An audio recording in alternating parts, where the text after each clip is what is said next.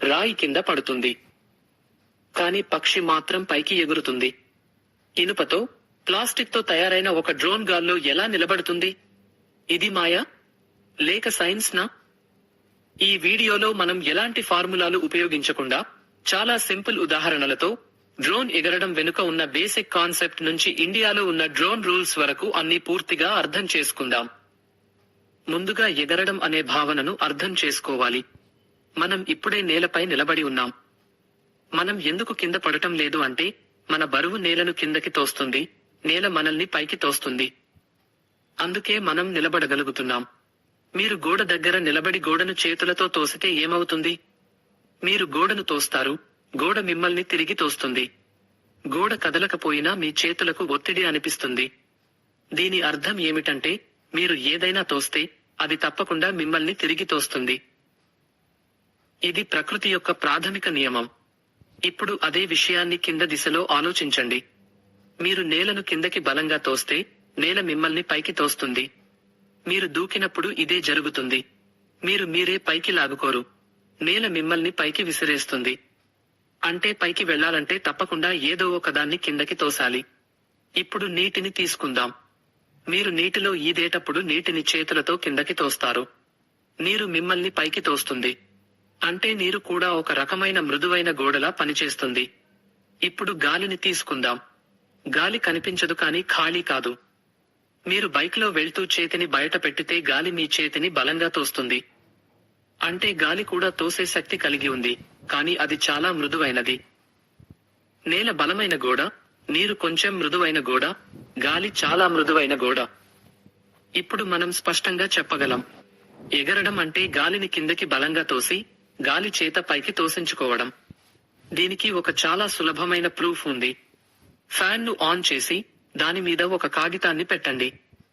Fan గాలిని పైకి తోస్తుంది, గాలి కాగితాన్ని పైకి తోస్తుంది, కాగితం గాల్లో నిలబడుతుంది. ఫ్యాన్ ఆఫ్ చేస్తే గాలి తోసే శక్తి ఉండదు, కాగితం కింద పడిపోతుంది. అంటే కాగితాన్ని పైకి ఉంచింది గాలే. ఇదే డ్రోన్, విమానం, పక్షి అన్నింటి వెనుక ఉన్న బేసిక్ ఐడియా. ఇప్పుడు గాలి తోసే విధానాన్ని ఇంకొంచెం స్పష్టంగా అర్థం చేసుకుందాం. ఎక్కడ గాలి ఎక్కువగా తోస్తుందో అక్కడ హై ప్రెషర్ ఉంటుంది. ఎక్కడ గాలి తక్కువగా తోస్తుందో అక్కడ లో ప్రెషర్ ఉంటుంది. ఏ వస్తువైనా హై ప్రెషర్ నుంచి లో ప్రెషర్ వైపే కదులుతుంది. డ్రోన్ లేదా విమానం గాలిని కిందకి తోసినప్పుడు కింద హై ప్రెషర్ ఏర్పడుతుంది, పైలో ప్రెషర్ ఏర్పడుతుంది. ఈ ప్రెషర్ తేడానే వస్తువును పైకి లేపుతుంది. ఇప్పుడు ఎగిరే ప్రతి వస్తువుపై పనిచేసే 4 శక్తుల గురించి తెలుసుకుందాం. మొదటిది బరువు. భూమి ప్రతి వస్తువును కిందకి లాగుతుంది. రెండవది లిఫ్ట్. గాలి కింద నుంచి పైకి తోసే శక్తి ఇది. మూడవది థ్రస్ట్. ఇది ముందుకు లేదా పైకి నెట్టే శక్తి, దీనిని మోటార్ లేదా ఇంజిన్ ఇస్తుంది. నాలుగవది డ్రాగ్. గాలి అడ్డుపడటం వల్ల వచ్చే ప్రతిఘటన ఇది.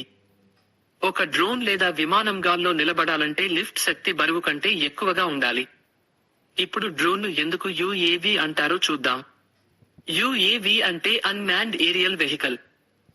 అంటే పైలట్ లోపల కూర్చుని ఉండని ఎగిరే వాహనం. రిమోట్ కంట్రోల్ ద్వారా లేదా కంప్యూటర్ ద్వారా కంట్రోల్ అయ్యే విమానం. అందుకే డ్రోన్ను యుఏవి అని అంటారు.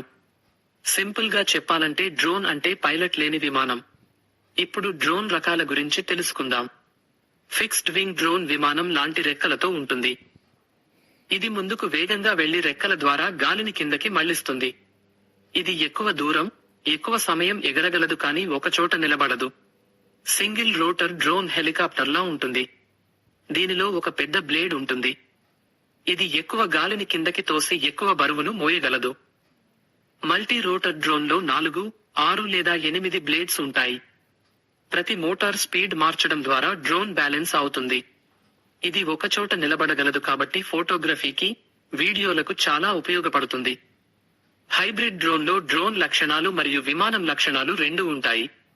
ఇది నిలబడి టేకాఫ్ చేసి తర్వాత విమానం లాగా దూరం ప్రయాణిస్తుంది. ఇప్పుడు డ్రోన్లో ఉండే ముఖ్యమైన భాగాలను చూద్దాం. ఫ్రేమ్ డ్రోన్ శరీరం లాంటిది. అన్ని భాగాలు దీనిపైనే అమర్చబడతాయి.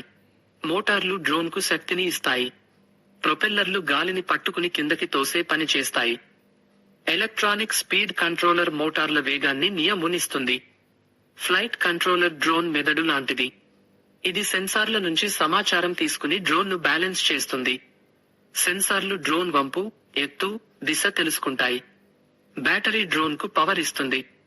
రిసీవర్ మన చేతిలో ఉన్న రిమోట్ నుంచి సిగ్నల్స్ తీసుకుంటుంది. జీపీఎస్ డ్రోన్ స్థానం తెలుసుకోవడానికి సహాయపడుతుంది. కెమెరా మరియు గింబల్ వీడియోలు మరియు ఫోటోలు తీయడానికి ఉపయోగపడతాయి. ఇప్పుడు డ్రోన్ ఎలా కంట్రోల్ అవుతుందో చిన్నగా తెలుసుకుందాం. డ్రోన్ కుడివైపు వంగితే దాన్ని రోల్ అంటారు. ముందు వైపు వంగితే పిచ్ అంటారు. తన చుట్టూ తిరిగితే యా అంటారు. మోటార్ల వేగాన్ని మార్చడం ద్వారా ఈ 3 కదలికలను కంట్రోల్ చేస్తారు. ఇదే డ్రోన్ బ్యాలెన్స్ యొక్క అసలు రహస్యం. ఇప్పుడు డ్రోన్లను బరువు ఆధారంగా వర్గీకరిస్తారు. 250 గ్రాముల కంటే తక్కువ బరువు ఉన్నవి నానో డ్రోన్లు.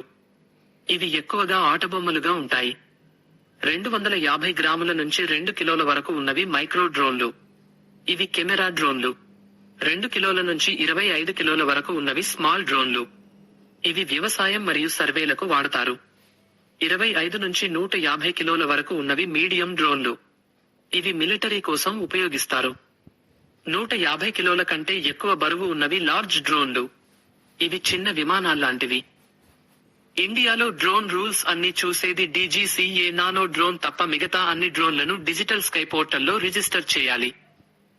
దీనిని యూనిక్ ఐడెంటిఫికేషన్ నంబర్ అంటారు. డ్రోన్ ఎగరేయాలంటే రిమోట్ పైలట్ సర్టిఫికేట్ అవసరం. ఇది డీజీసీఏ అనుమతించిన ట్రైనింగ్ పూర్తయ్యాక వస్తుంది. డ్రోన్ మోడల్ సేఫ్ అని నిర్ధారించడానికి టైప్ సర్టిఫికేట్ ఉంటుంది. అలాగే అనుమతి లేకుండా డ్రోన్ టేకాఫ్ కాకూడదనే నియమాన్ని ఎన్పీఎన్టీ అంటారు. అంటే నో పర్మిషన్, నో టేకాఫ్. ఇప్పుడు డ్రోన్ ఎగరే ప్రాంతాల గురించి తెలుసుకుందాం. విమానాశ్రయానికి సుమారు 8 కిలోమీటర్ల లోపల ఉండే ప్రాంతాన్ని రెడ్ జోన్ అంటారు. ఇక్కడ డ్రోన్ ఎగరేయడం పూర్తిగా నిషేధం. 8 నుంచి 12 కిలోమీటర్ల మధ్య ఉన్న ప్రాంతాన్ని ఎల్లో జోన్ అంటారు. ఇక్కడ ముందుగా అనుమతి తీసుకోవాలి. 12 కిలోమీటర్లకు మించి ఉన్న ప్రాంతాన్ని గ్రీన్ జోన్ అంటారు. ఇక్కడ నిర్దిష్ట ఎత్తు వరకు డ్రోన్ ఎగరేయొచ్చు. సులభంగా గుర్తుపెట్టుకోవాలంటే రెడ్ అంటే వద్దు, ఎల్లో అంటే అడిగి, గ్రీన్ అంటే ఎగురు అని గుర్తుపెట్టుకోవచ్చు. మన డైలీ లైఫ్ లో డ్రోన్ చాలా యూజ్ఫుల్ టూల్. మ్యారేజెస్ లో డ్రోన్ కెమెరా వాడి స్కై వ్యూ వీడియో షూట్ చేస్తున్నారు. గ్రౌండ్ కెమెరాతో పాసిబుల్ కాని సినిమాటిక్ షాట్స్ డ్రోన్ ద్వారా ఈజీగా వస్తాయి. మూవీస్ మరియు యూట్యూబ్ వీడియోస్ లో డ్రోన్ ఏరియల్ షాట్స్ లేకపోతే వీడియో ఇన్కంప్లీట్ లా అనిపిస్తుంది. అగ్రికల్చర్ లో డ్రోన్ క్రాప్ హెల్త్ చెక్ చేస్తుంది, పెస్టిసైడ్స్ స్ప్రే చేస్తుంది. రైతు పొలంలో తిరగకుండానే వర్క్ కంప్లీట్ అవుతుంది. Police traffic monitoring, crowd control, accident situations లో డ్రోన్ లైవ్ వీడియో పంపి హెల్ప్ చేస్తుంది. ఫ్లడ్స్, ఎర్త్ క్వేక్స్ లాంటి డిజాస్టర్స్ లో డ్రోన్ ఫస్ట్ ఫ్లై అయి సిచ్యుయేషన్ చెక్ చేస్తుంది. ట్రాప్డ్ పీపుల్ లొకేట్ చేయడంలో రెస్క్యూ టీమ్స్ కి హెల్ప్ అవుతుంది. కన్స్ట్రక్షన్ సైట్స్ లో బిల్డింగ్స్, బ్రిడ్జెస్ ఇన్స్పెక్షన్ డ్రోన్ ద్వారా సేఫ్లీ చేస్తారు. డెలివరీ సెక్టార్ లో emergency medicines, blood samples drone ద్వారా ఫాస్ట్ గా డెలివర్ చేస్తున్నారు. మిలిటరీ మరియు వార్స్ లో డ్రోన్స్ సర్వైలెన్స్ చేసి సోల్జర్ లైఫ్ రిస్క్ తగ్గిస్తాయి. బోర్డర్ సెక్యూరిటీలో డ్రోన్స్ నైట్ విజన్ తో ఇల్లీగల్ మూవ్మెంట్స్ డిటెక్ట్ చేస్తాయి. సింపుల్ గా చెప్పాలంటే డ్రోన్ అంటే flying camera, flying guard, flying helper అన్నీ ఒకే మెషిన్ లో ఉన్నట్టు.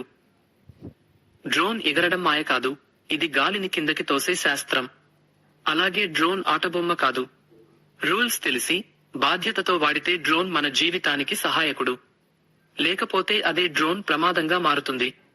అందుకే టెక్నాలజీని అర్థం చేసుకొని, రూల్స్ ను గౌరవించి డ్రోన్ ని ఉపయోగించాలి.